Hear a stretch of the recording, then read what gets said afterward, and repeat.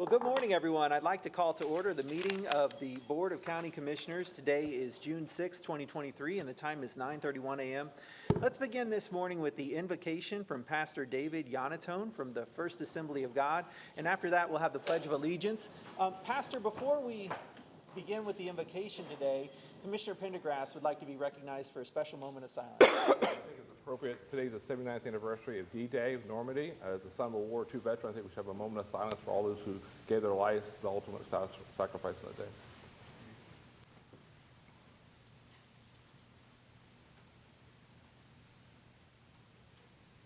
Thank you. Pastor. Father, we thank you for this day that this board has gathered together. We know that they have been elected to serve the people of Lee County, and we pray that you will grant them wisdom in their deliberations, clarity in their thoughts to those who are gathered here, and for those who would speak to the commission to have clarity in their thoughts so that there might be an understanding and that this county will continue to grow and flourish as people work together to see the lives of people bettered in the community, we pray. And we thank you for this meeting now, in Jesus' name. Amen. Thank you, Pastor. Please join me in the Pledge of Allegiance. I pledge allegiance to the flag of the United States of America and to the republic for which it stands, one nation, under God, indivisible, with liberty and justice for all. Thank you. You may be seated. At this time, we'll take up our ceremonial presentations. And I would like to call up first the group from the North Fort Myers Rotary Club. They're celebrating their 50th anniversary. So would Christina Schwinn and everybody else from the North Fort Myers Rotary Club who's here to celebrate, please join us by standing around the podium.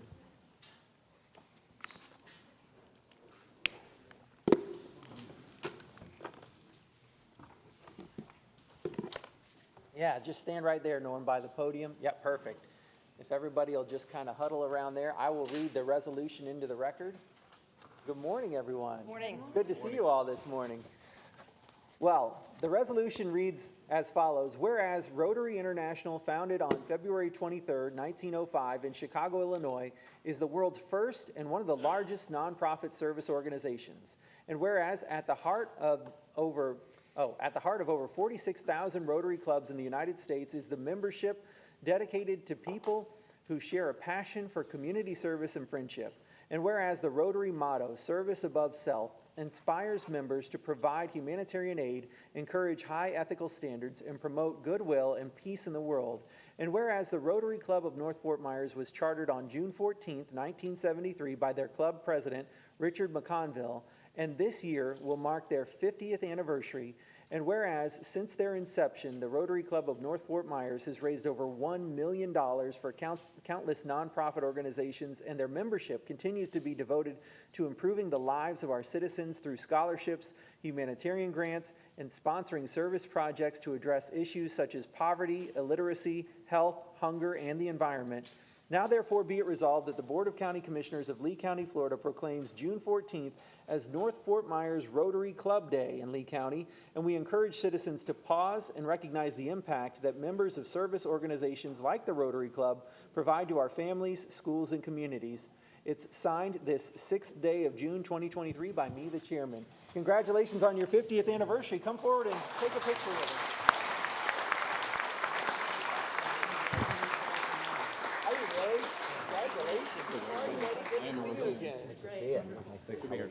Congratulations.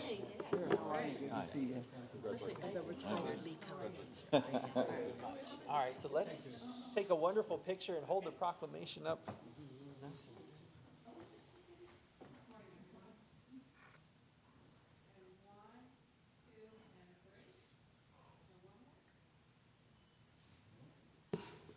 All right, and if you would like to have a spokesperson share a few words, thank you. Yeah. Yeah. All right. Well, Christina may share a few words. Norman, if you'll stand by her, that'd be great. Please join me, Norm. Norm was one of the original members of the founding club and the founding chapter. The only. The only member of the founding chapter? Okay. Why weren't you named president? If you live long enough, that can happen. That's funny. Anyway, thank you very much. We really appreciate the recognition.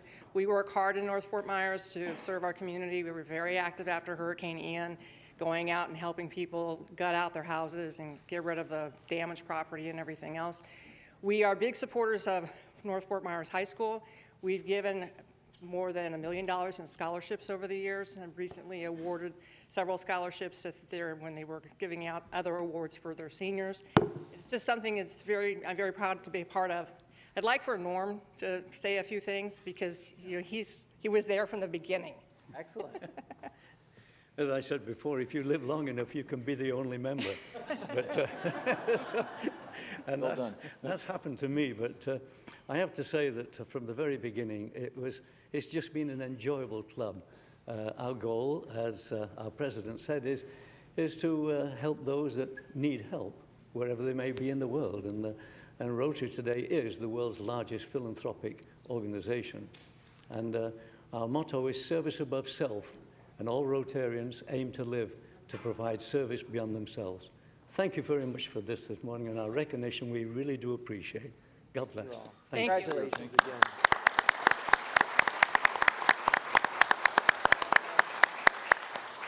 All right, at this time, I'd like to recognize Commissioner Pendergrass. Thank you, Chairman. If I could, I have some young ladies here this morning I'd like to recognize for their efforts here. If I could have President Kelly Markle, Jane DeLuzier, Jean Gray, Sue Bennett Grimes. Come on up forward. If y'all could come forward for the Historical Society resolution, please come forward. Joanne, come on up. Joanne. Nancy Kilmartin, just stay right there by the podium there, and we'll get you all up here together. And I'd like to recognize a lot of good things here in Lee County, and I mentioned Roger's going to get a hug from Sue. So since we're on the note talking about history this morning, I want to bring up a little bit of history. This is Cecil Bennett. This is Sue Bennett Grimes' father. And a lot of people, some people know this but not, but this is who I was named after. My mother worked with Cecil Bennett in the 60s, the 50s and 60s with Thrifty Drugstore. And my parents thought so much of Mr. Bennett, Sue's father, they named me Cecil after him. So thank you for being here, and I still keep this picture in my office every day. That's awesome. Thank you. Wow. I'd like to read the resolution recognizing the Historical Society. Whereas the Southwest Florida Historical Society was established in 1963, when I was born, and whereas all volunteer nonprofit organization operating out of the building called the Little Yellow House, and whereas that house was originally built in 1923, and whereas that house was gifted to the society and moved to 10091 McGregor Boulevard in 1983, and whereas now the mission of the society is to discover, collect, preserve original sources of documents, maps and photographs pertaining to the history of Southwest Florida, to bring together those interested in the history in this area, to promote, stimulate public interest, appreciation of the history of this area, and to further preservation and knowledge of Southwest Florida. Now therefore be resolved that the Board of County Commissioners of Lee County, Florida celebrates the board members of Southwest Florida Historical Society of Lee County and the 100th anniversary of the Little Yellow House. Acknowledge its role in preserving the history of Lee County and its future, newly executed the 6th day of June, 2023, by our chairman, Commissioner Hammond. Thank you, ladies. Congratulations. Come take a photo. Joanne, if you could. Thank you for everything you do preserving our history. It's obviously working. You all look great. Yeah, I do. I remember you. I stopped by your house. Knocked on your door with Vern Davis. Yeah, I remember that. Yeah, absolutely. How you doing? Thank you. Thank you for coming. Good to see you. Sure. Sure. Let's all line up here in Yeah, the front we'll and take with the resolution. Who's got the resolution? Wow. It's a far reach, right? Yeah. Maybe we'll shift just a little bit this way, and we'll get centered up for the photo. Hey, Joanne, how you doing? Good. Ready? Let's get a good picture of something.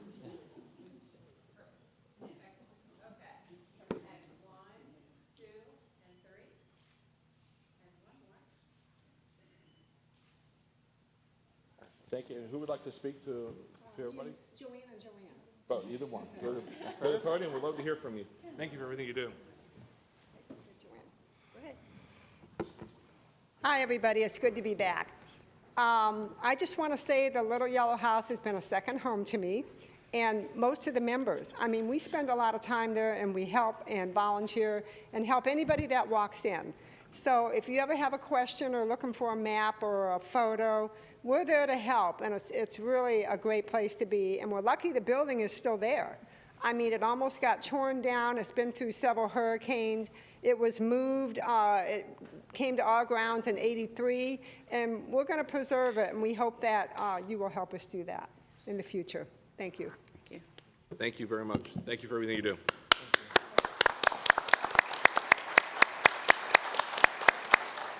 Thank you, Chairman. Thank you, Commissioner Pendergrass. At this time, I'd like to recognize Commissioner Sandelli for the Edison Ford Robotics Team Award. Good morning, everybody.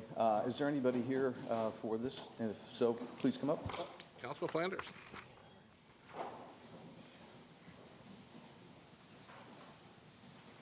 Wonder if they brought any robots for. Oh, yeah, they did. Or some awards, at least. Yeah. Be part of the future. Yeah. Well, good morning, everybody. And I think most of you know today is the last day of school. And so what are you doing here? Hey, are they skipping? And I think there's finals today, and I'm always honored to read these resolutions.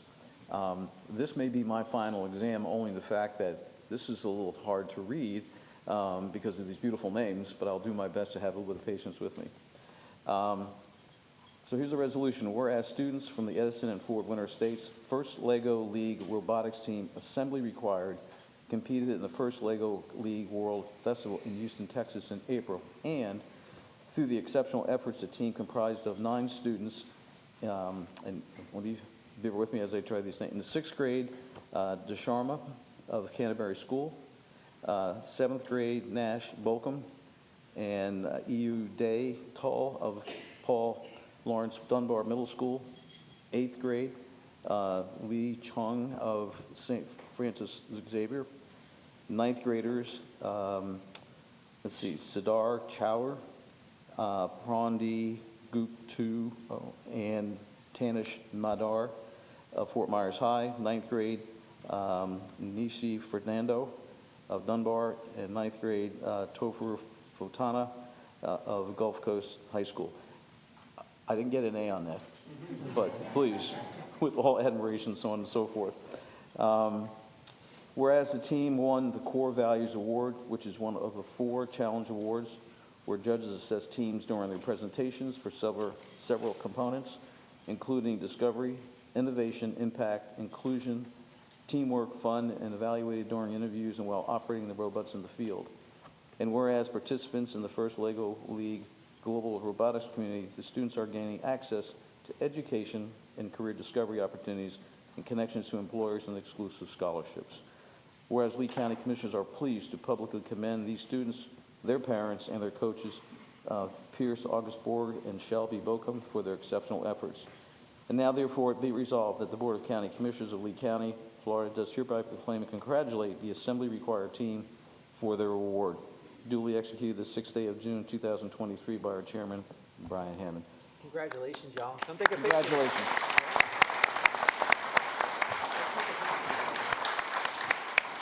And who can I So are those your trophies? Is that what those are? Yes, they are. Wow. give this to you? There you go.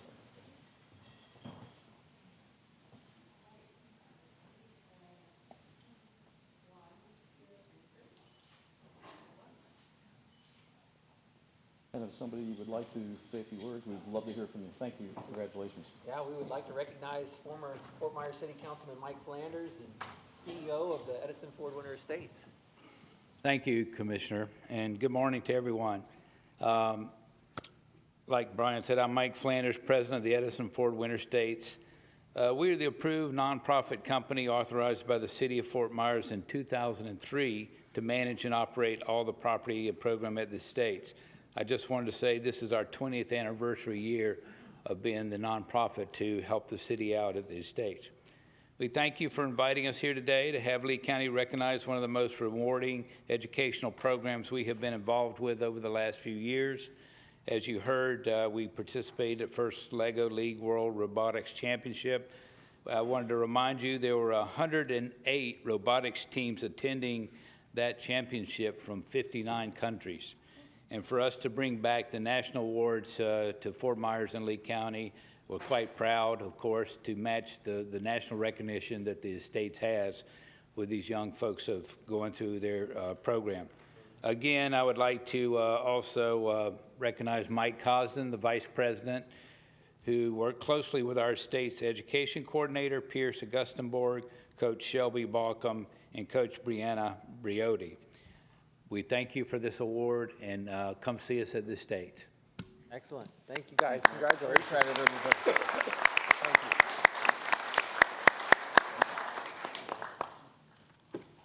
You can send my final grade, please.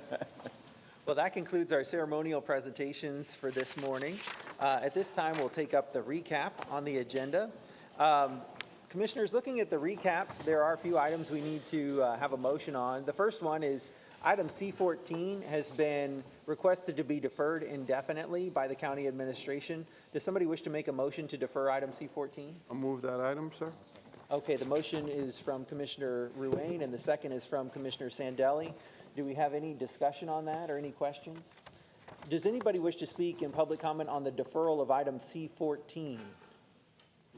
Okay, I see no public comment then. Are there any objections to the motion on the floor? No objections, that motion carries unanimously. All right, and then under revisions and corrections, Commissioner, Commissioners, we are not going to be able to have ceremonial 4 today. The Odyssey of the Mind team was unable to make it, so we've removed that from the agenda already. I do need a motion to update the approved item C39, which approves FDOT funding agreement for Hurricane Ian signal repairs. There are revisions that have been outlined on the recap. Would somebody like to make that motion? Move the item, sir. Okay, so the motion's from Commissioner Ruane and the second's from Commissioner Sandelli. Do we have any discussion on that or questions? No? Does anybody wish to speak in public comment on just the revisions to the item? We're going to take the item up, C39, in a little bit. Okay, I see no public comment. Any objections to the motion? No objections, that motion carries unanimously. All right, that appears to be all the items I need a motion on for the recap. So at this time, we'll move to the consent agenda. Commissioner Ruane? I'd like to do something a little unorthodox if we could. Obviously, we all received notification from Roger DeJolet that he's retiring. I know that both Commissioners Pendergrass and I have it on a recap. I'd like to move it up to item to discuss right now. Okay. Does anybody else on the board object to taking the conversation right now? All right, very good. So Commissioner Ruane, you're recognized. I appreciate it. Thank you very much. First and foremost, I can't thank you enough, Roger, for all the work you did for us. Appreciate the fact that you guided us through so many difficult issues and obviously long before my tenure, so thank you. I've been involved in business for a long time, and having plans and transition plans are essential, and I think we need to do that. We obviously have an awful lot of recovery from Hurricane Ian. We have some business issues, and we potentially have a recession that's in front of us. The sooner we are able to, the better. What I'd like to do is, at least in the interim, appoint David Hardner as county manager in the interim. I'd like you, Mr. Chair, to be able to negotiate an interim contract, and I'd like us to, at least have a conversation about a national search. I think Dave certainly more than fits the profile, but I also think that a national search, regardless of whether we want to keep him in the long term, is necessary. So that'll be my motion. Okay, so we have a motion from Commissioner Ruane. Do we have a second? So, I have a question. Is the motion also to approve a national search here? Is that? or is, To have, part of have the a motion? discussion, I'm looking to have a discussion for a national search. But what I'd like to be able to do is include Dave Hardner in that search regardless. But like, first thing and foremost, I want to appoint someone, and I'd like to appoint Dave right now. okay, so the motion is to appoint Dave Harner as the, We'll deal with it in two tranches, okay? I'll have a discussion. okay, and then the second. Thank you. Okay, so the motion's from Commissioner Ruane, the second's from Commissioner Greenwell. Any discussion or questions on the motion about appointing Dave Harner the interim county manager? Commissioner Pendergrass? Yeah, first of all, Roger, thank you. And thank you and your family for the last 48 years. And again, as we wouldn't be here today if it wasn't leadership we all created. I think you were here 10 years ago when we first hired Roger. So it's been a long 10 years. Lots happened. And again, thank you. Thank you for building a tremendous team around you, though, with Dave and Glenn and Christine and Mark and Pete and everybody around you that's been part of this, down to the leadership, down to the people working on the streets out every day, serving the people in the public. Thank you for everything you've done to Lee County. Again, thank you. I support Dave being an intern. I was looking forward to having that discussion, and I was hoping the board felt the same way. I know we've done some searches before. We did some searches for the airport before. We see how that worked out for us. And the last few times we've actually done, and you brought up a few months ago with the hearing examiner, doing an intern with the hearing examiner's recommendation. I think with Dave's experience here, with the last 32 years, I believe now, Dave, we're starting in Parks and Rec, and he's homegrown, just like Roger was. Roger, I remember when I was a kid, was in EMS. I used to be scared of him when I was a kid. But so, no, this is a true fact. Now, before he was EMS, though, I was 10 years old. My mom had a store in that Mall, and he was dating his wife then, Vivian, at Moss Brothers. And I remember he'd come in there and he had his leather holster, a leather wallet with his chain hanging out and a mullet haircut. And I was 10. He was this 20-year-old, and I was like, oh, he's going to beat me up if I don't get in this way. But again, I need to stop before I too much. We need a picture of that. Yeah, but Dave has been a perfect example of what has been transpired here in Lee County the last 32 years. For any of us who were involved here in Lee County, Dave was here 32 years ago. And I have no problem, if there's somebody out there that we think might be better. We did that before we picked Roger. We had his candidates from across the country come in. They didn't know who they were. They come into town, and you kind of like, okay, we see what's happened with Cape Coral and some other places where they hire outside. And what happens is that county manager spends a year going around town introducing themselves to Rotaries, lunches, city councils. Meanwhile, county staff is still doing all the work. And we spend hundreds of thousands of dollars tax dollars to bring somebody here. You really don't know who you have until they're here. And that's the hard part of that whole, when you think it's a good thing, we've done it before, and we've seen the results of that in other positions. That's what scares me about doing a national search. When we are at such a critical time right now in Lee County with what's going on with the influx of money coming in and the growth that's going on in Lee County, to bring somebody new in that has no idea anything about this area or the people, how it affects the community, it really scares me. I feel totally confident with Dave as being the intern manager, and I would support him if somebody wanted to make a motion in the future to make him the long-term manager. Okay. Can I go back to the motion that, Yeah, you're the seconder, so you could offer Yeah, to ask the motion to amend if you want. I just want to make sure that we're not approving a national search here. Correct. I agree with everything Cecil said. I want to make sure that what I'm agreeing to, or I thought I was making a second to approve Dave Harner to be the interim at this point. So the motion on the floor right now is just to make Dave Harner the interim county That is what manager. we're, okay. Then I will, okay. Just to clarify, I thought And the then- motion had those national searches as the second part of that. So I did clarify that, so I think it's two parts of a conversation, and certainly wanted to have a conversation with you all regarding that. I have all the confidence in the world in Dave, okay? I don't think that any of us feel anything different. I'm going to wait before we actually make it permanent. I'm going to listen to the public, because obviously that's who we represent. They're going to weigh in, and they have a right to weigh in. And based on that, we'll come up with something. I've never been in a situation where we went from interim to permanent. I've worked for a Fortune 50 company, so I've never seen it done all in the same swoop. Again, I think we need to be open-minded. Maybe there is, or maybe there isn't a person out there that could sit in the chair. But most importantly, what I wanted to try to do is transition right away. Okay, so I also wanted to hear some feelings on national search. I understand the pros and cons. I've been involved in them, my entire life. So understand the cost, understand the transition, understand that. But we also would be remiss to think that there's nobody out there that could fill in and understand Lee County. Okay, so I'm just not really comfortable with a permanent position, obviously, or a permanent title given today. On that note, the bad thing about being in Roger or Richard's position, any Tuesday, like we did at the airport before, they could lose their job. So anytime there's a performance issue, not based upon written performance, but we, in the future, him or Dave or any other manager in the future, any Tuesday, they could come here with a job and walk out with a job with 3 votes. So remember that. So you don't, if it seems that somebody's permanent, they're permanent with the contract with limitations on that contract. But based upon performance, for 3 votes, anybody could be terminated with that. So if there is an issue of performance on Dave or anybody else's part in the future, they can be terminated at will. So just to clarify, though, the motion maker's motion currently is just one part right now, and the one part is to make Dave Harner the interim county manager. The second agrees. So we could go ahead and vote on that, and then if we wanted to continue after voting on that motion, if we wanted to continue a discussion on anything else, we could do that. Mr. County Attorney has... Point of clarification, what would be the effective date of that? Because as you know, Mr. Desjardins has indicated that he has selected the last day of July as his last day.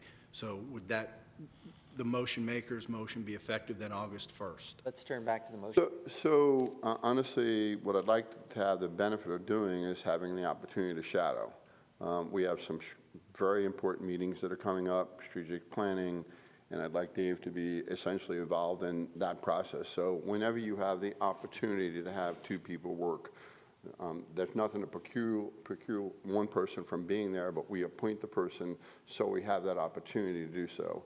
At the very least, I'd like a contract put together for the next meeting. At the very least, I'd like to have that date put in for the next meeting. I don't personally have an issue if we overlap a situation, understanding that Roger's still here, but I'd like Dave to be able to shadow him. I'd like Dave to be able to hear and do whatever we need to do. We're going to be here, obviously, wish Roger all the best in the world for retirement, but we need to obviously address tomorrow. And I think any decision, any conversation, what all we're going to have is how do we do that in a situation? Right now, there's some issues that we have to wrap up. We have a budget before us. I just want to make sure the transition is one that's flawless. And that's what I basically, really are trying to indicate. So would you make that effective today, that Dave? Well, I honestly, the first thing we need to do is have a contract, okay? So I'd like to have a contract come back to the board for the next meeting, okay? And obviously, I'm open to a discussion with the rest of my colleagues on what that date would be, but I believe a contract needs to come back to the board. If you'd all like it to make it August 1st, I just want to make sure that we continue to work in harmony. We continue to obviously have the continuity in talking about some issues that are in front of us, that Dave obviously is there through the process, because Dave's going to be here for tomorrow. And so it sounds like, just to restate the motion then, or there may even... I have not made a motion yet, but I will. So the motion would be... Well, there is a motion on the floor. You made a motion and then he seconded it. Okay, and it was to name... We haven't gone. And it was to name Dave the interim county manager. Okay. But is your motion to more flesh it out, then your motion would be to actually direct the county attorney's office to work with the chairman to create a contract to name Dave the interim county manager? So that was part of my to original bring back motion, to bring back a contract for you, Mr. Chairman, to obviously negotiate at the next meeting. That was part of my initial... and then where it got And then confusing, we're not talking obviously. about the search. Right. Okay. That's where it got confusing. Is that your second then? I'll pull my second, because I think we need further discussion. Okay. All right, just so we can make another motion. Sure, absolutely, no problem. Okay, so the second's been removed, I'll remove it. motion's been removed, okay. Okay, so we can have further discussion. After listening to what Cecil said, I think it's very important. We are a county that promotes within. We pride ourselves in that, and I think we should, continue to be that county. I have the same fear of a national search, is that we are in a position as a county right now where, we're still recovering. We're going to be recovering for years, and we have a lot on the line here for money and things that we're hoping for the federal government to work with us to help us out of this hole. So I think having someone in place is really, really important. So I think we need to consider that as a board, that we do need more of a permanent person as Roger steps away. That's my feeling about it. And you don't have to make a motion. We can see if Commissioner Sandelli would like to weigh in, and I certainly would. That's why I'd like more discussion. I think it's important. Commissioner Sandelli, do you have any? Sure. Well, first of all, the greatest influence in my life was my father, who's passed away, but today's his birthday. And so I think in terms of what he meant to me and what all of you mean to all of us. Roger, I've had some great friends and leaders in my life, and it's a very short list, but I would certainly put you on that. So thank you for everything you've done for the community and for me personally as I stepped into this role here. I have every confidence in Dave Harner, and I think when you have that, especially in the times that we're going through right now, I'd be very concerned about creating any instability in the organization at this point. So if we were to name Dave, I would go along with that as well. And I think, Dave, you've earned that consideration, whether it's for me or for everybody in a whole. I've been through national searches. I ran the state of Florida for a commercial real estate company, and I've been through the national search. I know the process. I know the ins and outs of it and stuff like this.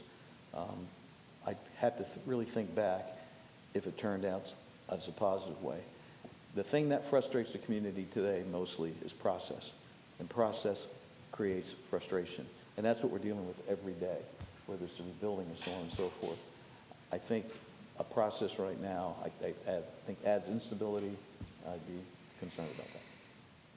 I want to weigh in too real quick, because I think we've gotten a chance to hear from everybody else and just kind of share with y'all where my head's at, and then maybe, we can craft a motion and see where to go from there. First of all, Roger, I think you got a chance to start maybe 2 months or so before I started as a commissioner. So we were, again, me and Richard started on the same day that I think I started. It was something very close to that. So we were all new together as a team. And in the last 10 years, when you look at the things we've all faced together, like any one of those things on their own would have been a historic challenge to have to try and deal with together. But we've been through, Hurricane Irma, Hurricane Ian, COVID pandemic, all of these things together. And I just couldn't have asked for a better person to work with. I think your legacy here is that you will have left us with an amazing, incredible team. I mean, and I have a new appreciation for how hard it is to do that too. I mean, I've been working with other business leaders on building a team outside of here in my private life, and it is an amazing task that you've accomplished here to build. I just look at the bench that's right there, this team that you have, and the fact that the county is so stable. I think we've got a reputation for being maybe even the most stable local government in the area right now in the region. So thank you for your time here. And I certainly feel very comfortable with Dave. I think Dave's been the deputy for 2 or 3 years now. The deputy for almost 5 years. So he's gotten a chance to really do that shadowing for 5 years.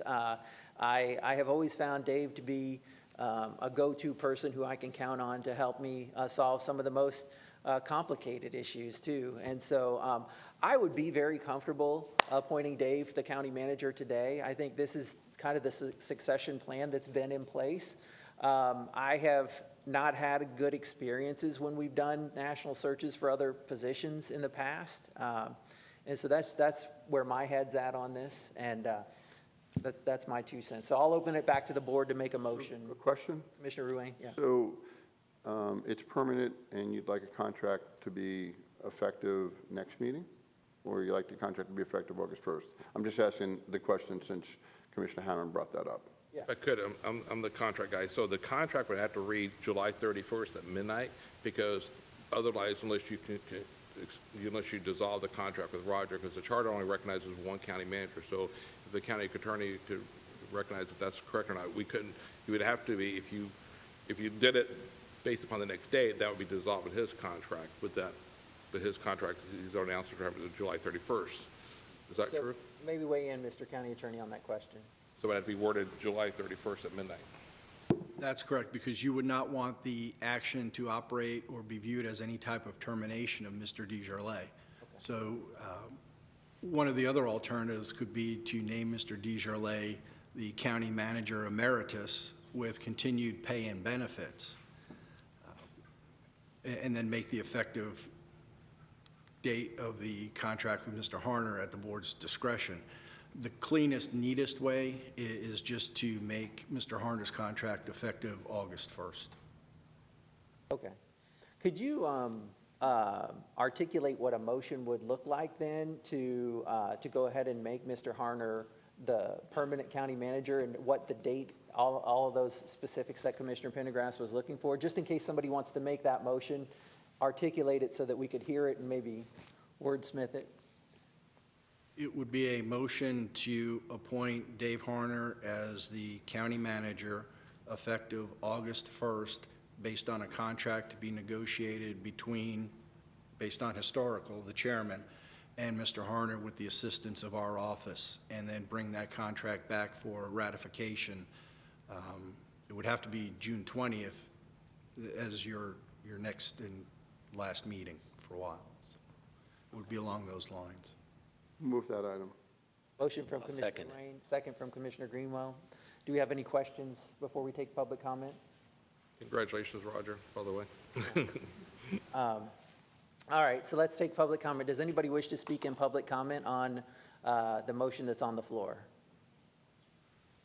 Okay, I see no public comment. We'll come back to the board. Any further discussion on the item? No? Thank you for the robust discussion. Then I'll go ahead and call the question. Are there any objections? No objections. That motion carries unanimously. Thank you. All right, congratulations.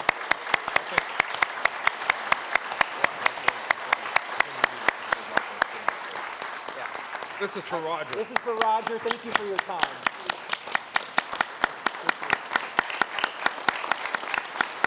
You deserve it.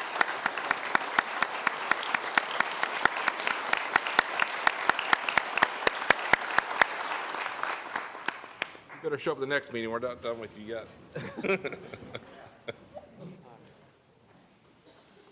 All right. Does that conclude this discussion then? Yes, sir. Thank you you. very much for Appreciate it. great discussion. Commissioner Rain. Yeah. Yes, thank you. Anything you want to add? No? Okay. All right, very good. We'll move to the consent agenda now. Let me start with Commissioner Rain. Anything you want to pull off the consent agenda for discussion? Item number 8. Item 8, okay. Item 8 then we'll take up after the consent agenda. Commissioner Sandelli? No. Okay. Commissioner Pendergrass? None. Commissioner Greenwell? Okay, very good. So at this time, does somebody wish to make a motion to approve the balance of the consent agenda? Move the balance. Okay, the motion's from Commissioner Pendergrass and the second's from Commissioner Sandelli. At this time, I'd like to get public comment on the consent agenda items. So this would be everything except for item 8. That's been pulled, and so we'll take public comment on item 8 later. But I do have Ted Treesh. Oh, that's administrative number 9. Okay. And then 13 on the consent agenda is William Joe Schottmiller. Would you like to come speak, Mr. Schottmiller? Yes. Okay, very good.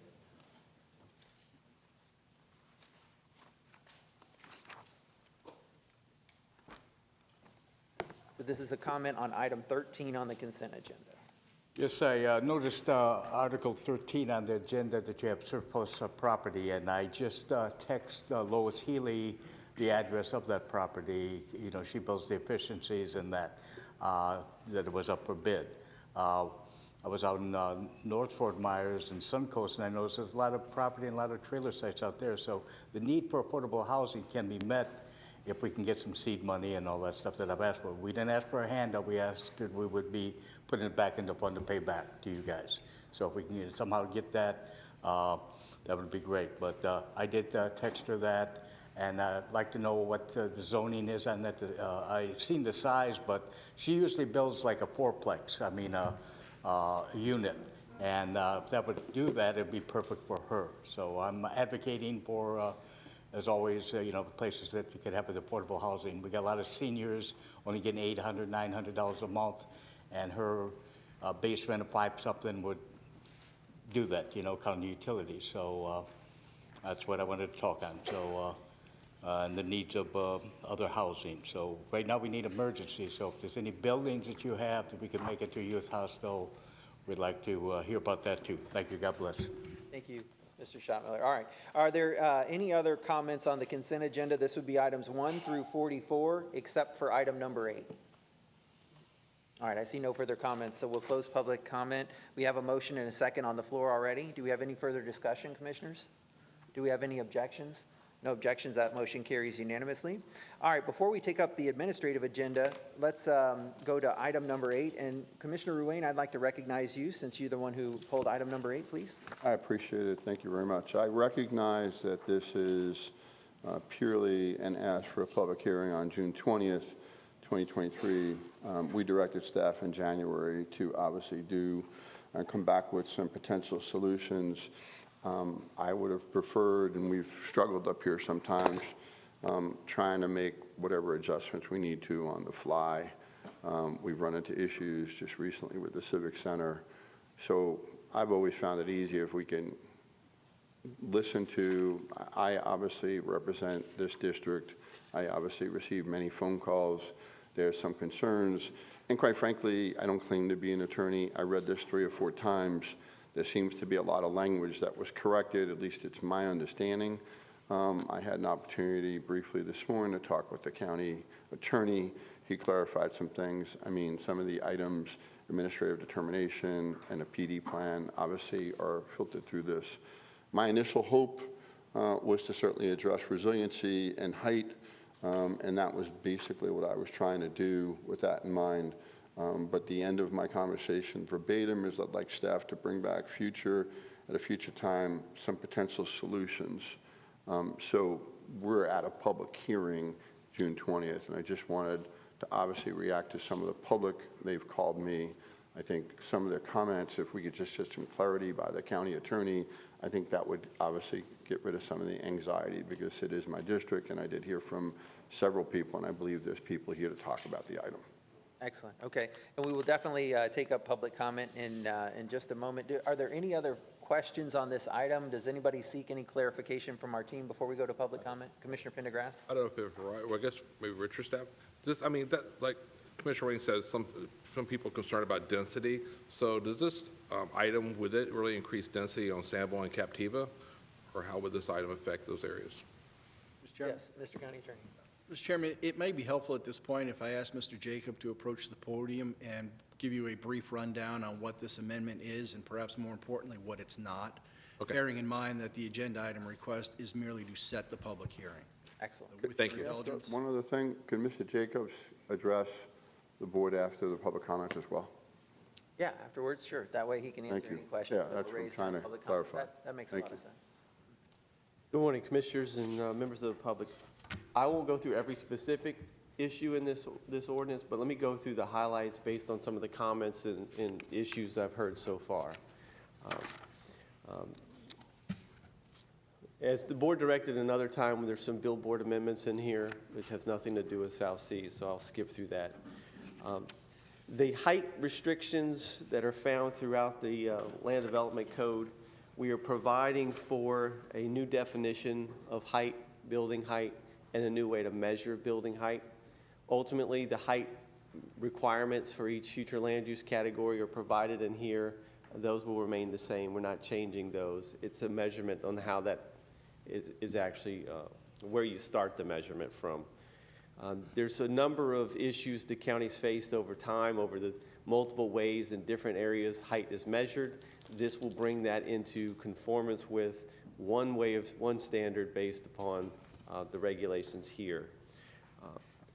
With regards to South Seas, there's an administrative interpretation that guards the development of South Seas.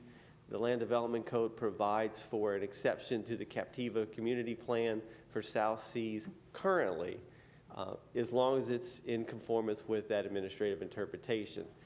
The South Seas individuals and the owners want to go through a rezoning to allow for some changes to their development. They need changes to the Land Development Code to allow them to do that, simply to get rid of that administrative interpretation and go through the zoning process. The density limitation on Captiva Island is not changing. With regards to South Seas, South Seas would like to be accepted from the density limitation and go through the, as I said, public hearing process to request density in accordance with their future land use category. Nothing in this ordinance addresses density anywhere else on Captiva. Nothing changes that. There's, again, some definition provisions providing for the definition of an island. There's, I want to say, almost a third of this ordinance is simply describing what South Seas is and the legal descriptions for that, and an exhibit that goes to the appendix of the Land Development Code. There's some cleanup with regards to application requirements. Some of you may recall from a number of public meetings ago an issue that arose with regards to future phases of developments and when applicants come in and who's allowed to file the application. There's language in here that allows for the property owner to file for an application. It allows for a more streamlined process with regards to that and provides some clarification. Again, that's not specific to Captiva, it's the county as a whole. Let me go through here. Measurement. I cannot explain to you the very specific details with regards to the measurement of height. However, before the next meeting, I've spoken with Mickey Rodolski and her staff, and we will put together an exhibit that shows you the difference between height measured now and height measured after the amendment. But it'll be easier to show in an example. I've heard a number of comments with regards to the county doing away with the density requirements for Captiva, and that's just not the case. They're still there. What you don't see in this ordinance is Chapter 33 section that provides for that with regards to the rest of the island. This really is accepting out South Seas from those limitations. So to the extent South Seas wants to get the density that's allowed for under their future land use categories, that doesn't do this. The Land Development Code doesn't do this now. They have to go through the public hearing process, come back and provide for you what their density is going to be in accordance with their future land use category, and then ultimately what the board approves based on compatibility. I know that's a really quick overview of this, but like I said, there's a lot more about what's not in here than what is actually here. All right, what questions do we have for our county attorney? I saw Commissioner Pendergrass first, then we'll go to Commissioner Ruane second. So this is just to advertise to come back on the 20th, so, because some people are being told that it was today we're passing this, but I was trying to explain, this is just to advertise to have a public hearing, so you have public comment 14 days from now for that. And if they did do any kind of density increase, we'd have to go back through the process like anybody else would have to do, public hearings and everything. From South Sea's standpoint, they have to go through the public hearing process. Without anything, even with these changes, they still are bound by the height restrictions in their administrative interpretation until the board approves the rezoning. It would be hotel rooms, it would be homes. Okay, sorry, thank you. Right. Yeah, Commissioner Ruane. Okay, so, and again, I appreciate that, Michael. You'd indicated that there's going to be some examples on June 20th. Obviously, what is cleaner and sometimes where we've run into issues, just like we just did in the last motion, is having an opportunity to have a discussion. And obviously, more clarity, the easier for us to do things. We've had issues up here where we've tried to do things on the fly, if you will. Those examples would have been helpful now, okay? And that's what I was hoping for. Some just things for clarity, just because honestly, zoning is different. So obviously there's an elimination of the ADD, and most people don't know what that is. So can you explain that? I will do my best at explaining this. The board, about almost 20 years ago, well, let me go back even further than that, and I will be very brief on this because it's historically out on Captiva. South Seas was controlled by a number of zoning approvals. In, I think, 2003, if I'm not mistaken, 2004, the board adopted this administrative interpretation through an unknown process at the time. And what this document did is it tried to take all of the regulations for South Seas and put into one document, and then added more regulations that weren't part of their zoning. And I'm assuming at the time the property owner who requested the county to go through this and the board all agreed that that's what the regulations were. When the Captiva community plan was put in effect, the Land Development Code provided a reference to that administrative interpretation as the guide for development on Captiva, or for South Seas. That's the controlling document for development now. There is no process for amending that, and I cannot guide the board or the applicant in a process for amending that. The only mechanism to go forward and to provide for development out on the island in their zoning is through the zoning process. So without the Land Development Code amendment, you kind of put them in a catch-22. They either develop under that administrative interpretation and never be allowed to change it, or go through this process to allow them to change it through the zoning process. So it acts as a zoning resolution, although it is not in fact a zoning resolution. In your opinion, does that make it more complicated, and has it made more convoluted as a result of this? 1,000%. Okay. So obviously, we're trying to have clarity. It's never been a secret when I was mayor of Sanibel, and as I sit up here, I want to make sure that we have an opportunity to obviously convert as much as we possibly can from septic to sewer. I honestly want to make sure that we're able to continue to do that. I've had assurances from the people in South Seas that they're committed to that. I've had assurances from Sanibel. It seems like if we could put all the right ingredients together, they're good. And I really would like to see it for Captiva. So I'm trying to understand the process, making sure we don't jeopardize that, because that's my objective.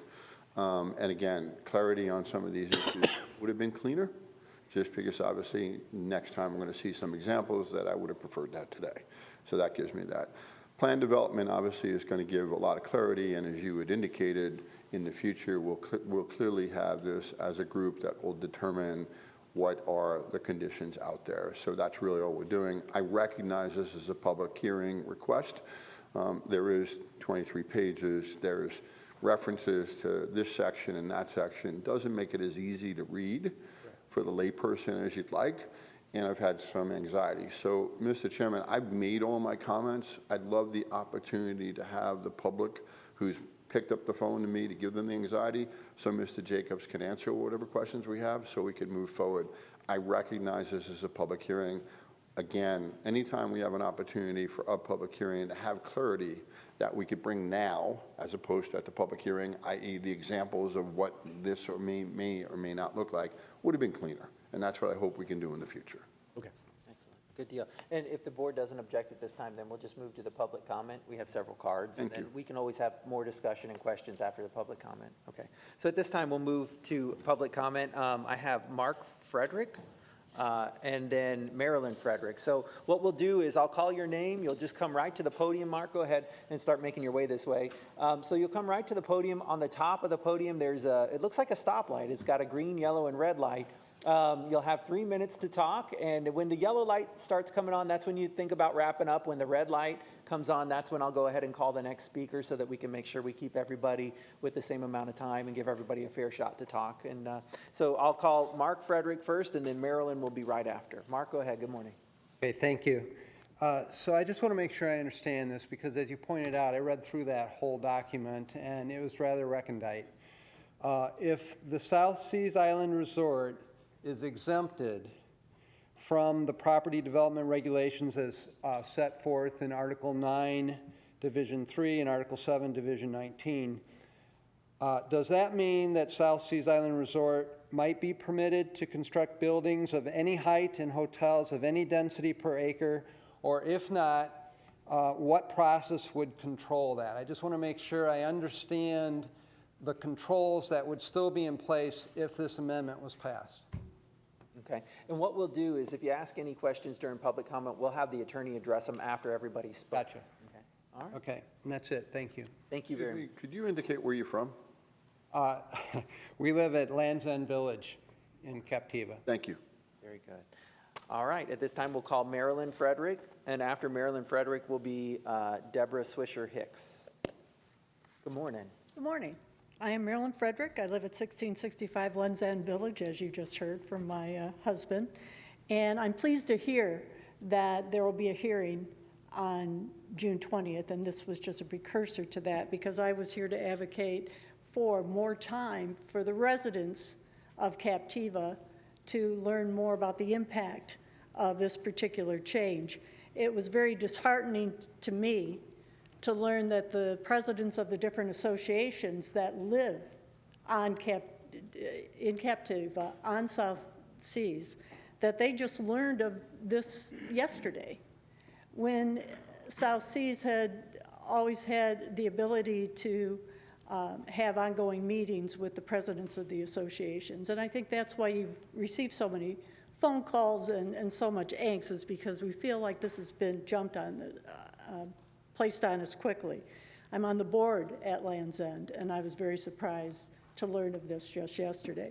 So I'm anxious to see the examples because, as was mentioned, this was very complex to read through to discern what height restrictions and density restrictions will still be placed on South Seas.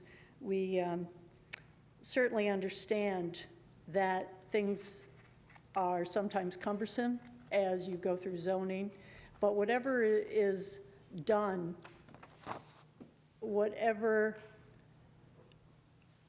restrictions are alleviated, sometimes have permanent impacts. And so it, as the Reverend's opening prayer invoked the guidance of this body concerning the betterment of those lives who live here. And I think that's what's most of concern for the residents, people who live on South Seas property. We have property there ourselves and live there. So the more information we can get as to those height restrictions and specific examples of what it means, the better, and much earlier than that June 20th deadline. Thank you. Thank you very much. At this time, I'd like to call Deborah Swisher-Hicks, followed by David Mintz. Can you hold my time for a moment? Oh, yeah. Could you pause the timer for just a second?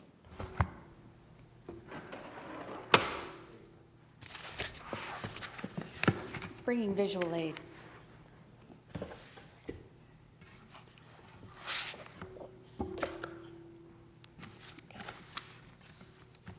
Thank you. Go ahead. Okay. My name is Deborah Swisher-Hicks. I'm the president of the Greater Pine Island Civic Association. I'm here to ask that the justification for the changes of 33 Article 3, the Greater Pine Island, is set to be removed and placed into another area for the ease of administration. Chapter 33, Article 3, the Greater Pine Island was created by the county with Ordinance 0719. The GPI is a group of islands with a bridge that's connected to the land. By removing the GPI, specific constraints from Chapter 33 may produce unintended, irreversible changes to the very fabric and charm of the island. One way, one measurement does not always fit all applications. It's like putting a square peg in a round hole. The practical application will become suggestive and open to interpretation by hundreds or thousands of individuals. This is the Land Development Code, actually all printed out. As you could tell, it's not a thin book, it's a thick book. So having the height limit into Chapter 33, I feel that would keep the cohesiveness of the Land Development Code that was created for Pine Island Plan. And by removing it, you're making it subjective to all this rather than a smaller. So I'm hoping that you guys will consider the time that you have allowed to consider that by leaving it in there, and to consider an alternative and propose to staff a change by only modifying 33-1087 and keep the GPI separate from the remaining parts of the county that does not have the same unique geographic or topography of Lee County. Also, I was going to bring these little guys that shows the height limits and how it was going to be pertained to. So I'm really hoping something will be brought back to us exactly on how it's going to be fit into the new way of measuring.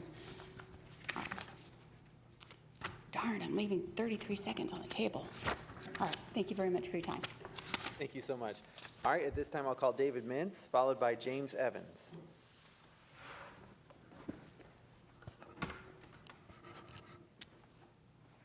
I am David Mintz. I'm the Vice President of the Captiva Community Panel, and I'm speaking on behalf of the panel.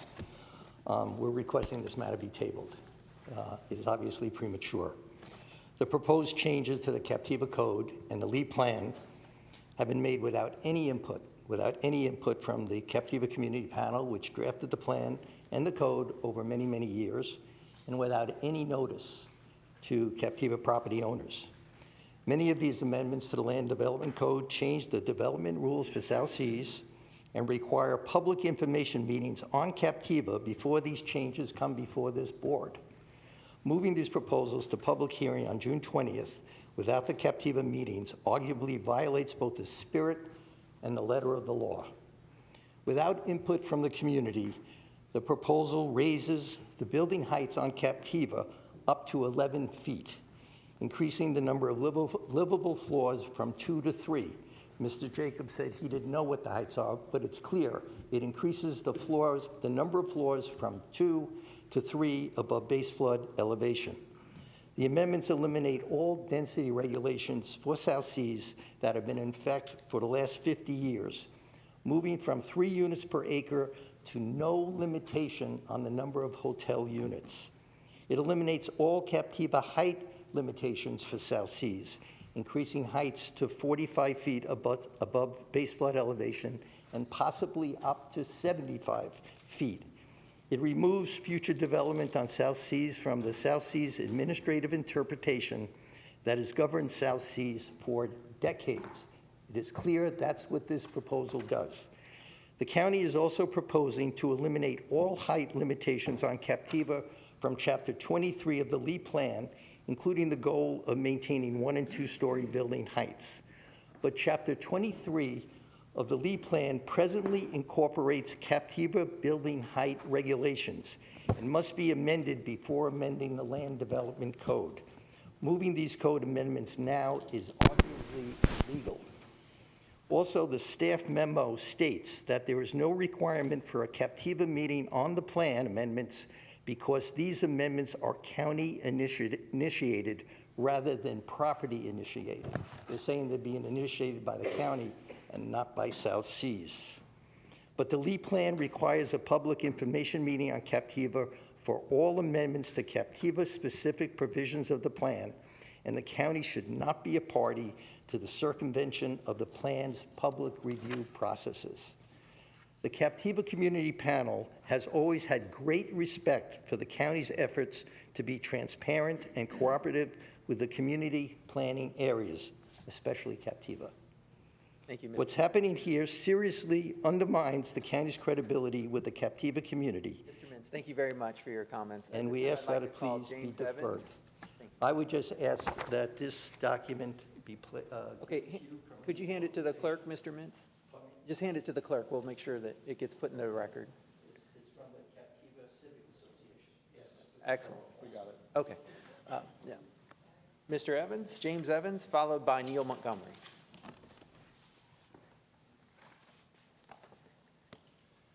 Morning, Commissioners. James Evans, I'm the CEO of the Sanibel Captiva Conservation Foundation. Thank you for allowing us to speak today. And SECF is very concerned about the proposed amendments to the Land Development Code that would increase height, which we don't know exactly what those height levels might be, but we're very concerned about those height restrictions or lack of restrictions, as well as the increase in potential density on Captiva Island. And of course, we've been working on the resiliency plan for quite some time now. We're hoping to have that completed by December 5th. And this seems to fly in the face of that. Increasing density on an island that was just devastated by Hurricane Ian does not make Lee County more resilient. And so I think we really need to take a close look at this. I don't think the folks on Sanibel and Captiva have had an ample opportunity to review this, and I know it's going to go to hearing. This is just the first step.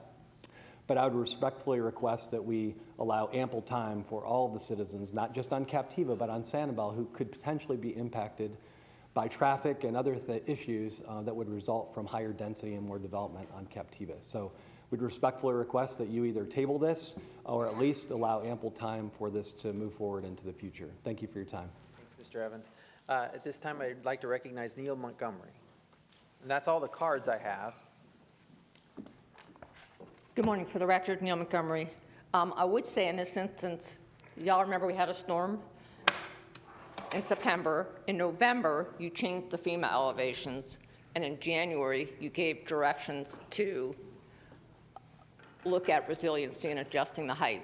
Part of the problem, and Mr. Baracco is an expert on this, not me, but as you change where you start from and you raise that, you affect what you can actually build, and it starts to shrink. And we need to make sure we can elevate air conditioning and other things out of the storm surge. So there was a very good reason for why you gave that direction. And there has been a public hearing at the LPA which said it's about time you fix these height restrictions. It's been a problem. They've been inconsistent throughout the county, and it's important that you fixed it. I had heard there was a concern about Sanibel, so I called the city attorney and said, hey, do you have a problem with these changes? And we talked about height, and he said, I got enough problems in Sanibel, and I found out we have inconsistent height regulations, so we sort of need to fix this as well. So it's a problem for them. Mr. Jacob pointed out that in 2002, you did this administrative interpretation for which there's no process. So the problem is you can't amend it or fix it because it was questionable as to how they did it in the first place. And it started out in 1973 with a rezoning to a straight district with a PUD concept which didn't exist. So we've kind of compounded the situation from 73 to the present. There are existing buildings out there that are 3 floors. So yes, we need to be able to replace those, and we can't.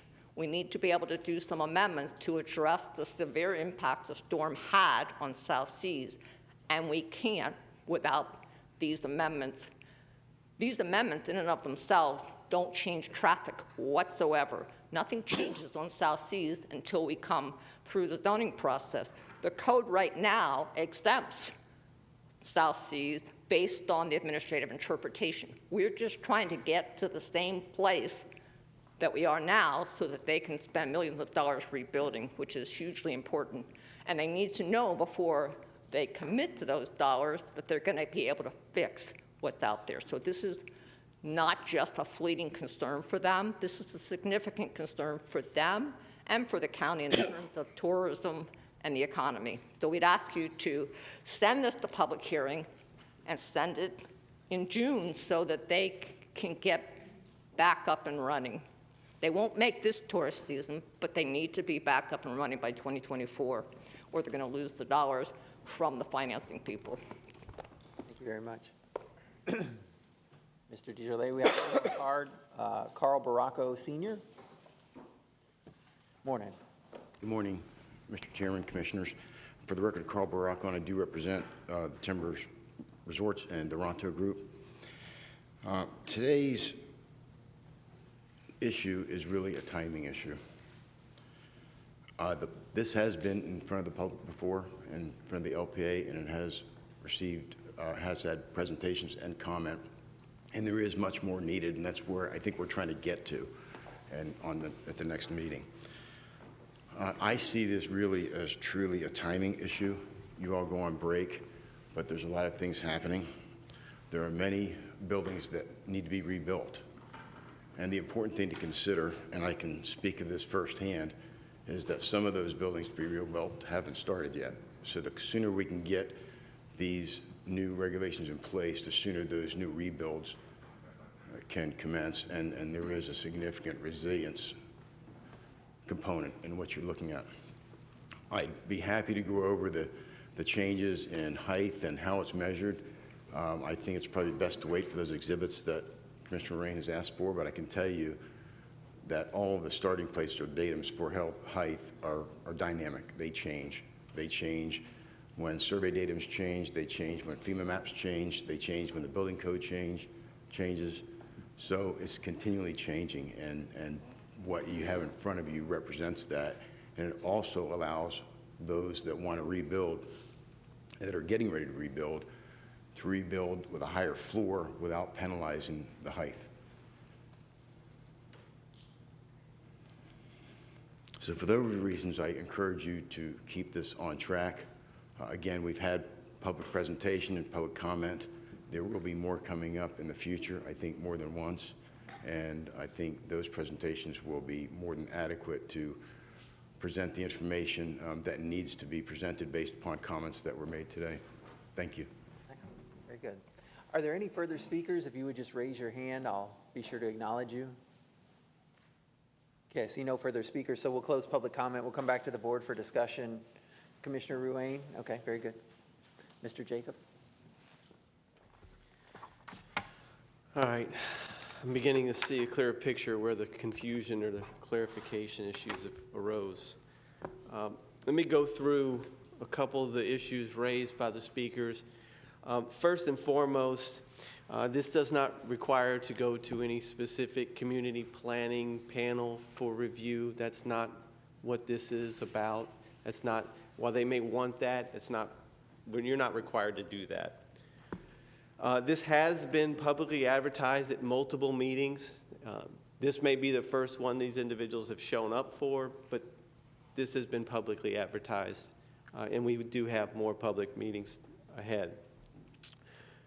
With regards to height, I stated up here, I don't know the height. That doesn't mean I don't know the height. There's height limitations that are still here. I just can't tell you because I don't have the expertise that Carl has and some other engineers have, how you measure them and the acronyms that go along with that. But we know what those height restrictions are. With regards to South Seas, nothing's changing. I'm going to reiterate that. Nothing's changing with these land development code amendments. The administrative interpretation that governs South Seas is exempted from all the regulations that they're referring to right now. As Neil indicated, I indicated before, we need to get beyond whatever that process was and allow them to go through the zoning. They're asking to be exempted from regulations. And to answer one of the questions, I'm just going to read from the ordinance itself. With regards to density limitations for Captiva, there are two sections of the Land Development Code, Chapter 33, which provides the specific community planning regulations. That's not part of this ordinance. So the density restrictions that exist there stay there. The Chapter 33 language that is relevant to South Seas that is here provides that South Seas is exempt from Chapter 33. Okay? We're not changing the density of the regulations as it applies to anybody else with regards to Chapter 33 and the community plan and all that other stuff. There is a section in here, Chapter 34, 1805, that deals with density and how you calculate hotels with regards to a conversion. That's under a different section that's not being amended. What we're saying here, and I'll read it, with the exception of South Seas Island Resort, the maximum permitted density for hotels or motels on Captiva Island may not exceed 3 units per gross acre. There's some other language here, but we're not touching the rest of the island. With regards to height, height will be measured differently regardless of where you're at in the county. We're coming into a position that is consistent, and as Carl indicated, under current regulations, where you start to measure from starts to fluctuate. And there are issues, as we found out, and other members of the public will be finding out when they meet with their builders to rebuild, that the height limitations will in fact squeeze you if you don't address the issue. And it's also going to preclude people from building up to a safe height. I didn't get flooded, but if I was flooded at 5 feet, I'd want to start at 10 feet, just because I don't want to rebuild in a position that is ultimately going to be flooded or potentially flooded in the future. That's what these restrictions with regards to height are going to allow property owners to do. But they're still subject to their future land use category and the Land Development Code height restrictions. We're talking about where you start the measurement from.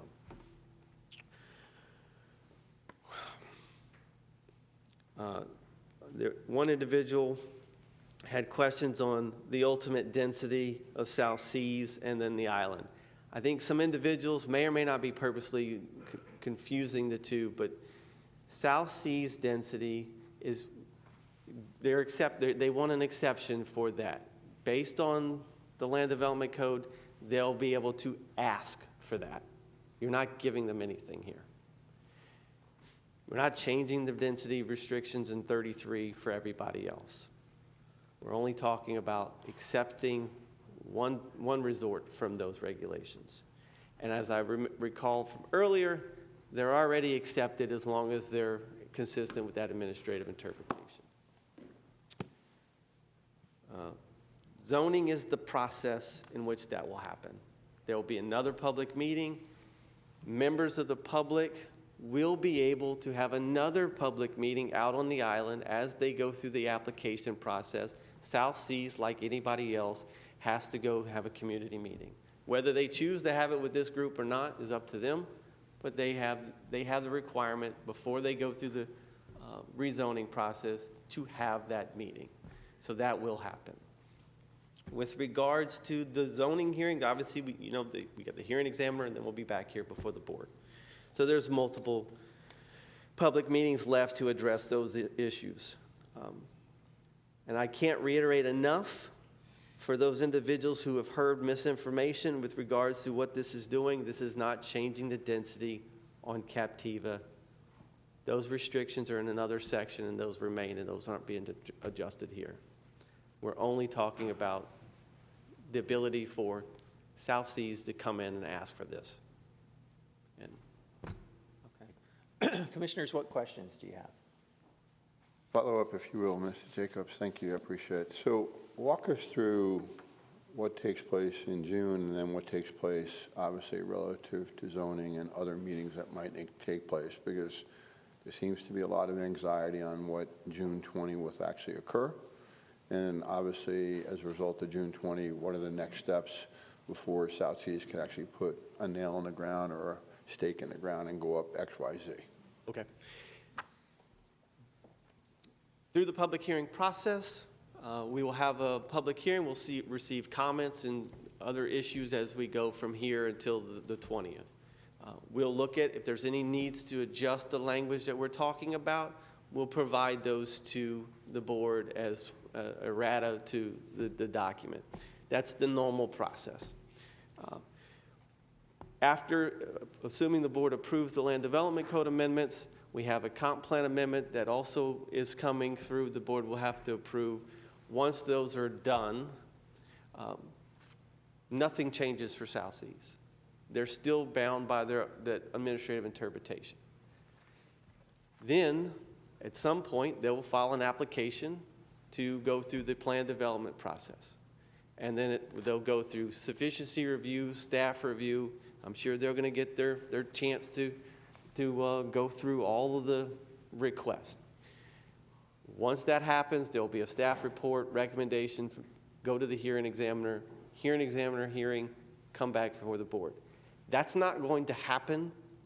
It can't happen until these Land Development Code amendments happen, but that's not going to happen, best guess, beginning of next year, at least, if not longer, depending upon how their submittals are. So for the members of the public who are concerned that their residents aren't here, they're back up north, they'll be back long before this actually comes back before the Board of County Commissioners. Great. So just to just reiterate, to reinforce, so we're going to have a hearing June 20th. We're obviously going to make whatever presentations that are going to be made here. We'll get some examples of height. We'll get some other examples. We'll have some more opportunity for public comment. We'll make whatever necessary adjustments. We will or will not pass that. We go forward with passing it. We then go through a process. As you've outlined, it then goes through our entire process. It then will come before this board ultimately with recommendations from our hearing examiner on what may or may not take place. Correct. Is that accurate? That is correct. Okay. And I will just add to this, although it's not my time because I can't do it, but I'm looking to Mickey and Hurst. If we can get those exhibits, we'll get them out a lot sooner than this. I saw from the letter from the Civic Association that they want to have a meeting on the 13th, I believe. So if we can use somebody else's time and agree to their time schedule, we can try to get that to them before then. Thank you. I appreciate your clarity. Any other questions? No. Commissioners, yeah, go ahead. Commissioner Sandelli? No? Okay. All right, at this time, commissioners, does somebody wish to make a motion on this item, or? I'll make a motion. Move approval of the staff recommendation to set the public hearing? Okay. So we have a motion to approve the staff recommendation from Commissioner Greenwald. Do we have a second? Second. Second from Commissioner Pendergrass. Do we have any discussion on the motion that's on the floor? Okay, I see no discussion. Are there any objections? No objections, then that motion carries unanimously. All right, thank you very much. All right, at this time, we'll turn to the administrative agenda. Administrative agenda item number 1. Let's go ahead and ask our county manager to introduce the item, please. Thank you, Mr. Chair. Administrative item number 1, asking you to adopt resolution amending the 23 through 26 local housing assistance plan. Would ask Ms. Wazowski to make the presentation. Good morning, Commissioners. Mickey Rozdolski with Lee County Community Development. This item is to adopt a resolution to amend the 2023-2026 Local Housing Assistance Plan. This request would add a new strategy allowing for State Housing Initiatives Partnership Disaster Recovery and Hurricane Housing Recovery Program funding to be used for the demolition and reconstruction of substantially damaged homes of qualifying households. This program aims to serve very low, and special needs households. Very good. Any questions, commissioners, on this item? Okay, I see no questions. Thanks, Mickey. At this time, I'd like to call for public comment on administrative agenda item number 1. Has anyone come to speak on this item, the local housing assistance plan? Okay, I see no speakers, so we'll close public comment. I have no cards. Back to the board, commissioners. Move the item. We have a motion for approval from Commissioner Pendergrass and the seconds from Commissioner Greenwell. Do we have any further discussion? Any objection? No objection. That motion carries unanimously. Mr. County Manager, please introduce item number 2. Thank you, Mr. Chair. Item number 2, asking you to award Hurricane Housing Recovery Program grant agreements. Ms. Wazowski, please make the presentation. Absolutely. Again, Mickey Rozdolski with Community Development. This is a request to award our Hurricane Housing Recovery Program grant agreements with 8 nonprofits in the amount of $8.2 million. This assistance will be to provide 133 households affected by Hurricane Ian with owner-occupied rehab, down payment assistance, and demolition and reconstruction activities.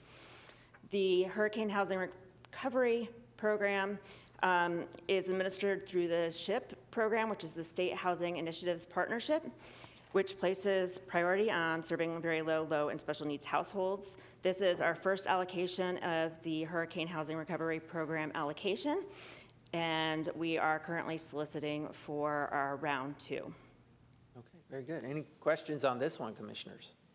I see no questions. At this time, I'd like to call for public comment on administrative agenda item number 2. Has anyone come to speak on this item? Okay, we'll close public comment. Back to the board. Move the item. Motion for approval from Commissioner Pendergrass, seconds from Commissioner Sandelli. Do we have any discussion on the item? Okay, I see no discussion. Are there any objections? No objections. That motion carries unanimously. All right, let's see. Items number 3 and 4 we can take together, and I'd like to recognize our county attorney to introduce them. Thank you, Mr. Chairman, and with your indulgence, we'd like to present them together as they're interrelated in terms of litigation, and I would ask Jennifer Gutmore of our office, who was lead litigation counsel on this matter and brought it to a successful conclusion, to make your presentation. Excellent. Morning. Commissioners and members of the public, Assistant County Attorney Jennifer Gutmore, here to discuss administrative items number 3 and 4. Those are settlement agreements with both Minus 40 Technologies Corp. USA and MW Horticulture. The first piece of litigation deals with enforcement of the Land Development Code violations on the property located at 17650 East Street in North Fort Myers. And the second piece of litigation is for the county to foreclose on its code enforcement lien against the property owner Minus 40. This agreement requires Minus 40 to remove all of the horticultural debris and restore Tract A of the property. If you recall, that is the tract north of the lake and closest to I-75, if you're familiar with it, within 9 months. The second piece is for Minus 40 to remove all of the debris and restore Tract D of the property. It's on the south side of the lake, closest to the residents. If a licensed professional engineer deems that the current state of the property is a negative or an adverse impact to the surrounding areas, if the professional engineer does deem that it does have an adverse impact, Minus 40 will be given 30 additional days to remedy that problem. The work, all of the restoration and removal will be done by a third-party neutral party to the litigation that will not include MW Horticulture or any entity involved with MW Horticulture. The monthly restoration milestones that are set forth in this settlement agreement will be evaluated by a third-party administrator, and Lee County has reserved the right to have a member of our staff go onto the property once a week to monitor compliance. Minus 40 will deposit $325,000 into an escrow account to be held in the event that Minus 40 doesn't comply with all the terms of this settlement agreement. And if they do in fact default, Lee County is entitled to use those funds to restore and clean up the property. If Minus 40 defaults on this settlement agreement, Lee County is entitled to a final judgment in the amount of $296,000, which is the amount of the code enforcement lien, and also an immediate foreclosure sale of that property. After the cleanup and the restoration occurs on this entire piece of property, as I've outlined, Lee County has the right to alter the zoning on the property to further prohibit the storage of any horticultural material or debris. And if Minus 40 satisfies all these conditions that I've laid out, Lee County will dismiss both pieces of its litigation and will agree to mitigation of the code enforcement lien to a sum less than $30,000. Actually, I clarify that. It'll be a sum up to $30,000. With respect to MW, there was a court order in the litigation that MW actually be evicted from the property. They no longer control or have any possession of it in North Fort Myers. So therefore, Lee County has agreed that that Lee County will dismiss all of the litigation against MW Horticulture with the agreement that MW Horticulture would dismiss its counterclaim against the county. That will conclude that entire litigation. With those items, we recommend that administrative item agendas number 3 and 4 are approved. Unless you have any other questions, that's my presentation. Any questions, commissioners, on this item? I have a question. Yes. So Pendergrass. another one of the exceptions was the cleanup would not include MLH Horticulture or any entity working with them. Yes. Mark and Denise have been very good over the years creating different companies. Do we need to name them their names in that? Because they create other LLCs and other groups, and they go and they commit fraud, and they go bankrupt and never walk away from it. So That is a great question, and the actual specific term of the settlement agreement says MW Horticulture, any of its entities and or Mark and Denise Hodling specifically. okay, yeah, if you don't name them, then they would just create another name and do it and get paid, and the stuff would still be there. So We've included their names specifically, including under their control in the actual terms of the agreement. thank you, Jen. Thank you. Of course. Any further questions, commissioners? All right. At this time, we'll go ahead and take public comment, and this is public comment on both items 3 and items 4 on the administrative agenda. Has anyone come to speak this morning? Okay, I see no speakers, so back to the board. Commissioners, does somebody wish to make a motion? I move both items? Yes, sir. Move both items, and I'm sure the residents in that area will be happy. This is something we've been dealing with for years now, the cleanup of this and the smoke and the fires and everything. So I'm sure the residents in the area will be happy at the conclusion of this. I'll second that. So the motion is for approval of items 3 and 4, and it's motion by Commissioner Pendergrass, seconded by Commissioner Hammond. Any further discussion on that item? I just want to thank the county attorney's office as well for bringing this to a conclusion. This is something that had affected many folks in the North Fort Myers area. You know, on top of the folks who on I-75 had dealt with multiple shutdowns related to mulch fires and things like that. So thank you for helping to speak out for the residents and bring this to a successful conclusion. So, all right. If there's no further discussion, then I'll call the question. Are there any objections? All right. No objections. That motion carries unanimously. All right, we'll move to item number 5 on the administrative agenda. And I'd like to go ahead and ask the county attorney to please introduce this item. Thank you, Mr. Chairman. Item number 5 is a request for authorization of our office to issue a cease and desist letter to the Florida PACE Funding Agency. Commissioners, the Florida PACE Funding Agency is an entity that has been making loans under the Property Assessed Clean Energy Program. Commissioners, as you recall, this was a program that was brought before you numerous times for consideration, and each time you declined to participate. I think the genesis of your declination to participate is the fact that non-payment of the liens created by this program could result in the forced sale of even homestead properties. Commissioners, unfortunately, based on the alleged strength of a 2022 bond validation case heard in Leon County, of which we did not receive notice of nor participate in, this Florida PACE Funding Agency has started conducting business here in Lee County. And we have approximately 30 instances where they have entered into agreements with residents of Lee County. And I can cite you to some, what we consider to be horror stories with regard to the ultimate cost of the types of improvements. I've been in contact with both the tax collector and the property appraiser's office. To their credit, they both share our concerns, and they are involved in the sense that these PACE loans, as they're referred to, if perfected, would go on the tax bill of even dignity with ad valorem taxes.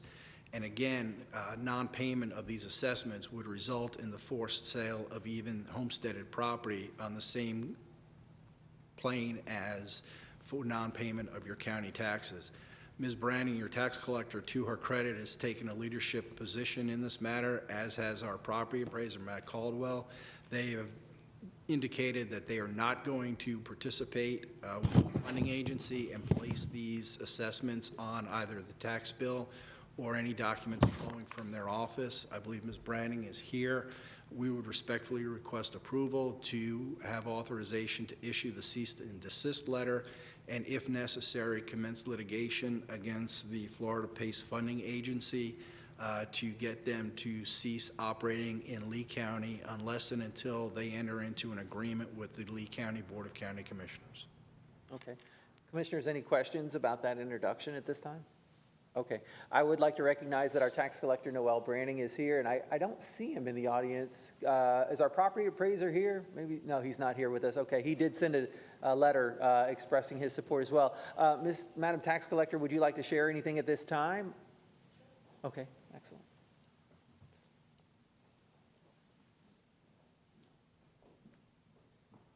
Good morning, Commissioners. Noel Branning, Lee County Tax Collector. Just want to thank you for your time today. It's been wonderful working with Mr. Wesch with the County Attorney's Office, or the County Attorney. Just for clarification, we have been collecting PACE assessments for a number of years for the cities who have approved, validly approved PACE funding programs. That's the City of Cape Coral, City of Fort Myers, the Village of Estero, and the City of Bonita Springs. However, each one of those has a valid interlocal agreement in place, as well as a valid uniform collection agreement in place with our office.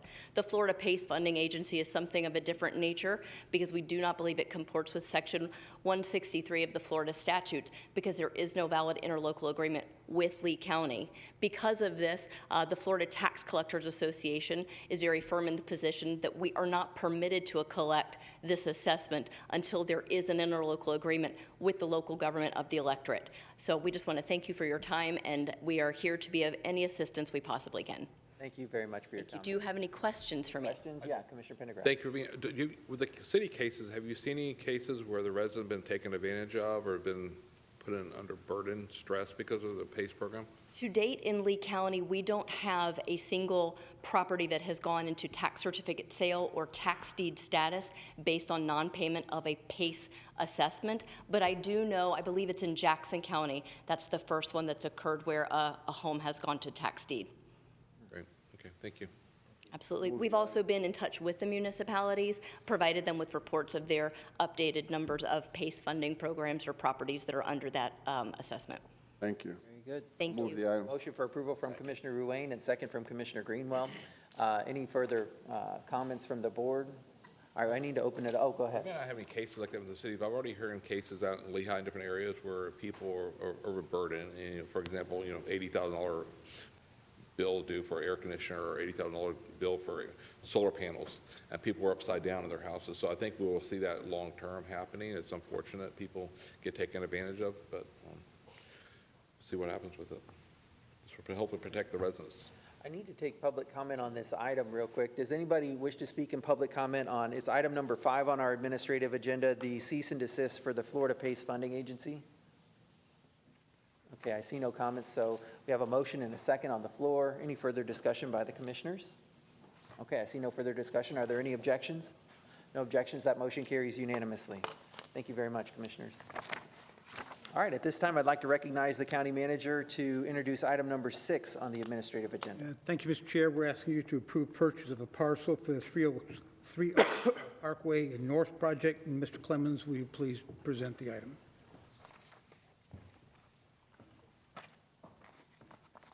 Good morning, Commissioners. Robert Clemens, County Lands. We're requesting the purchase of about a 9.2 acre tract of land at appraised value for the Three Oaks North project.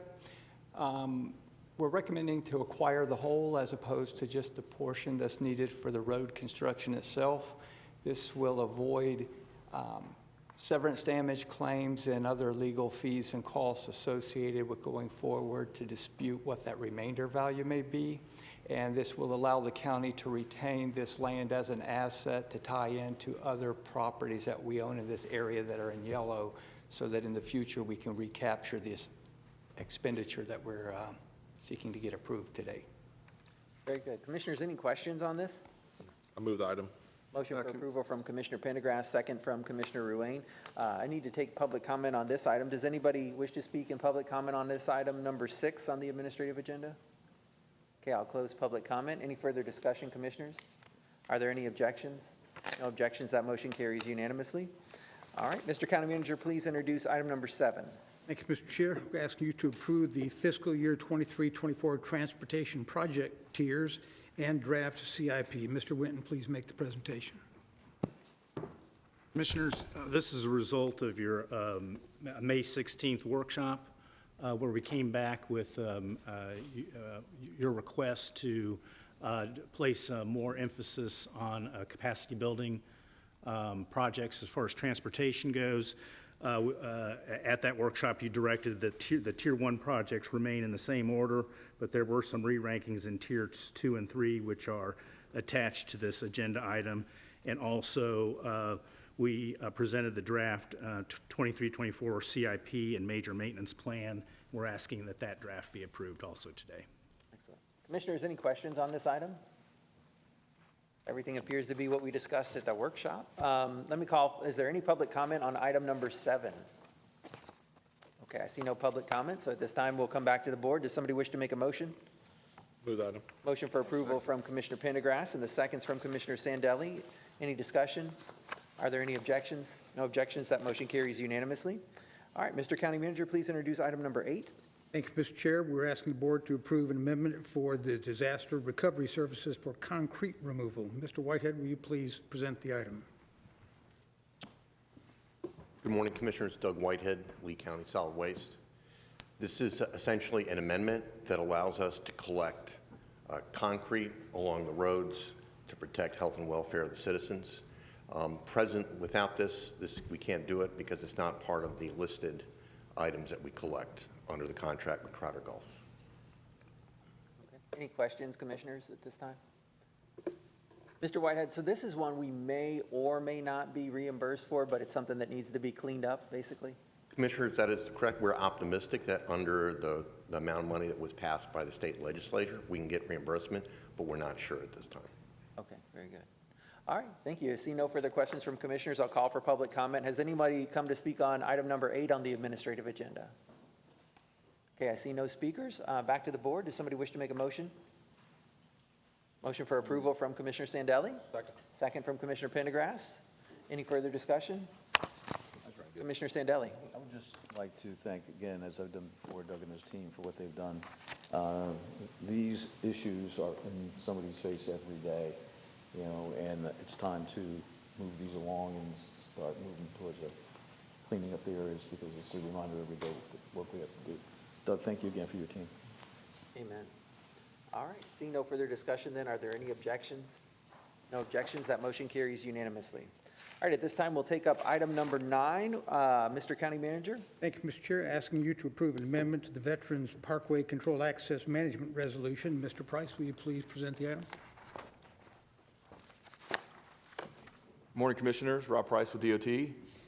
Administrative item number 9 would amend the controlled access resolution for Veterans Parkway. The request would relocate a directional left-in, right-in, right-out driveway that's to a current conservation property owned by Lee County, about 200 feet to the north, to serve a development at the southwest corner of Pine Island Road and Veterans Parkway. The county will still maintain 2 points of left turn ingress into the site further to the south on our conservation property. The proposed relocation of the driveway connection was analyzed for impacts to capacity and safety on Veterans Parkway and was deemed to not have a significant impact. The item does require a supermajority of the board for approval, and we are available for any questions. Very good. Any questions, commissioners, on this item? Yeah, I see no questions at this time. We'll take up public comment. I have one speaker, Ted Treesh.